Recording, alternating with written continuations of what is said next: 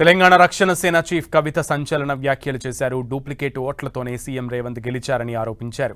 CM Revanth Reddy నియోజకవర్గంలో కేవలం 800 ఓట్లు మాత్రమే తొలగించారన్న ఆమె కొడంగల్లో తాము వెరిఫై చేస్తే 33,000 ఓట్లు డూప్లికేట్ ఉన్నాయన్నారు. డూప్లికేట్ ఓట్లు చాలా ఉన్నాయని, మొన్నటి ఎన్నికల్లో రేవంత్ రెడ్డి 32,000 మెజారిటీతో గెలిచారని, ఈ డూప్లికేట్ ఓట్లతో రేవంత్ రెడ్డి గెలిచారని అనుమానాలు వ్యక్తం చేశారు. అలాగే కర్ణాటక నుంచి నోటు ట్రాన్స్ఫర్తో పాటు ఓటు ట్రాన్స్ఫర్ అయ్యిందేమోనని అనుమానాలు వ్యక్తం చేశారు.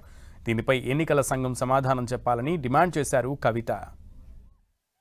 కొడంగల్లో కేవలం 808 మాత్రమే డిలీట్ చేశారు. వితిన్ కొడంగల్ 22,433 డూప్లికేట్ ఓట్స్ ఉన్నాయి. ఓవరాల్గా కొడంగల్లో ఉన్న డూప్లికేట్ ఓట్లు ఏంటంటే Kodangal to Kodangal 22,000, Sedam to Kodangal 11,000, total కలిపితే 33,433 33,433 డూప్లికేట్ ఓట్లు కొడంగల్ నియోజకవర్గంలో ఉన్నాయి.